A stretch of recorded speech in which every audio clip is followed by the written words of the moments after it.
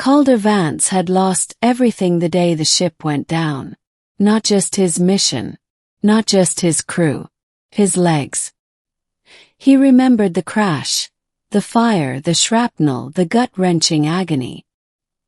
He woke days later in a rough, makeshift infirmary in the heart of the enemy's capital, Azareth Prime. Alien skies loomed overhead, 2 suns bleeding light across the ruined landscape. Calder, a broken Terran soldier, was stranded in enemy territory, more helpless than he had ever been. At least that's what everyone thought. The Azarethi people had won the war. They had beaten back the Terran forces and reclaimed their world. As a prisoner, Calder was beneath notice. Especially now, with the clunky mechanical exosuit that barely passed as legs.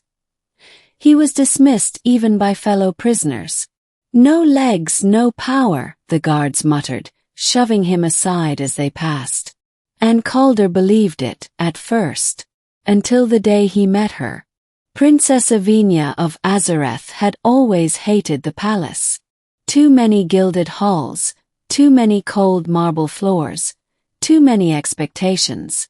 She longed to be outside, where she could feel the soil between her toes, breathe real air, not the sterile perfumed stuff piped into the royal chambers. But after the war, security was tighter. The assassination attempts had taught her father a hard lesson. Even the royal line could bleed. Still, Avenya slipped away whenever she could. This time she was disguised, wrapped in a simple tunic, her silver hair braided tightly against her head. No one would know she was the last true-blood heir to the throne. She was exploring the outer villages when she saw him. Calder Vance. She noticed him not because he was strong, he wasn't, or because he was handsome, though there was something rugged about his face. No, she noticed because of the way he moved. Broken but defiant. He didn't beg. He didn't cower. When the market guards knocked him aside, Calder simply picked himself up, gritting his teeth, fixing the ramshackle exolegs with a practiced touch. There was something wrong with the narrative she'd been fed about Terrans. Something that didn't add up. Avenya followed him for days after that. First it was mere curiosity. But soon it became fascination. Then, against her better judgment, it became something more. Calder knew he was being followed. You didn't survive 5 tours in deep space without learning to sense eyes on your back. When he finally confronted his shadow in the empty ruins outside the city wall, he half expected some Azarethi spy. What he didn't expect was a girl no older than 20. With piercing violet eyes and a stubborn set to her jaw. "Why are you following me?" Calder demanded. The girl stiffened but didn't flinch. "I wanted to see what kind of Terran refuses to die." He snorted. "You've seen enough. Now leave." But she didn't. Instead, she sat down on a chunk of broken stone and asked, "Do you hate us?" Calder's mouth twisted. "I don't have the luxury of hate anymore." "Good," she said quietly. "Because I need your help." He barked a hollow laugh. "You need me." "Yes," she said, and there was something desperate in her voice now. "I can't trust anyone else." And before he could walk or hobble away, she said the words that hooked him deep. "They're going to kill me if I stay." The truth came out in bursts over the next few nights. Avenya. Last heir. Political pawn. A coup was coming from within her father's own court. Generals, ambitious ministers. They didn't want the old bloodline anymore. They wanted new rulers, puppets they could control.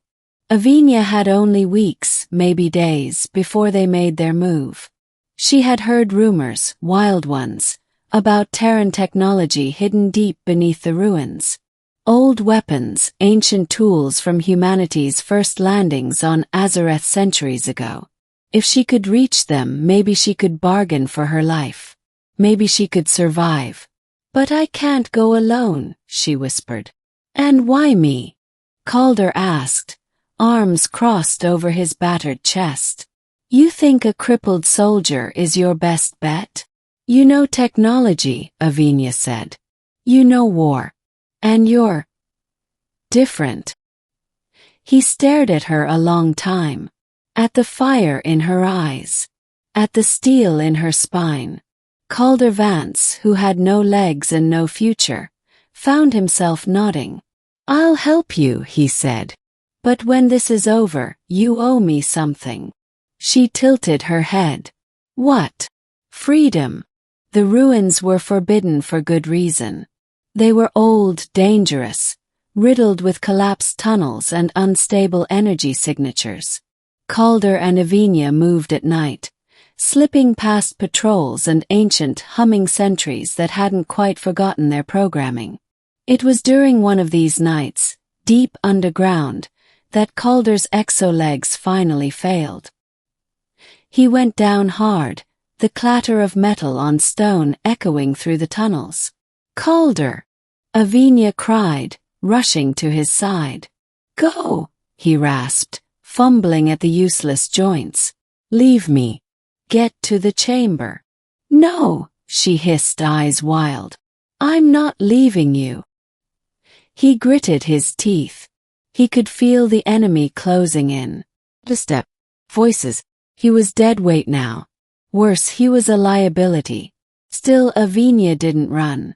She slung his arm over her shoulder, grunting under the strain, and dragged him forward. You're insane, he gasped. You're not the only stubborn one, she shot back. Together, inch by painful inch, they made it to the central chamber. And what they found there changed everything. The chamber was ancient, humming with a low, thrumming energy. Floating in the center was a device unlike anything Calder had ever seen. A biomechanical suit, sleek and black, with lines of blue light threading through its surface. Pulsed, almost alive. Avenya stumbled to it, her eyes wide. This is it, she whispered. But Calder saw something she didn't. The suit wasn't just armor. It was adaptive technology, Terran experimental gear from the forgotten First Contact era. Designed to bond with wounded soldiers. Designed to replace what they had lost. It wasn't a weapon for her. It was for him. Get in, Avenya said, sensing his hesitation. I can't, he said. It was meant for me, not you. Then take it, she growled, shoving him forward. Guards pounded into the room seconds later. Avenya stood in front of Calder, unarmed, defiant. The first shot fired, and Calder screamed as the suit activated, molten pain lancing through his body as it fused to his nerves, his muscles, his spine. He felt strength flood into him, overwhelming and wild. He surged forward, no longer crawling, no longer stumbling. The guards never stood a chance. Later, when the dust cleared, Calder stood in the wreckage of the chamber, panting. He wasn't broken anymore. The suit had given him legs stronger than anything he had ever known. Fluid, fast, deadly. He was something new now. Something dangerous. Avenya rushed to his side, and before he could say anything, she grabbed his face and kissed him hard. You saved me, she whispered against his lips. You saved me first, he said hoarsely. More guards stormed the ruins, but it didn't matter. Because now Calder Vance wasn't just a crippled prisoner. He was a weapon. And when Avenya screamed his name, screamed it to the stars, to the crumbling walls, to the heavens, it wasn't in fear. It was in triumph. It was in something hotter, something rawer than anything either of them had dared to hope for. In the weeks that followed, Calder and Avenya tore through the heart of the corrupt court like wildfire.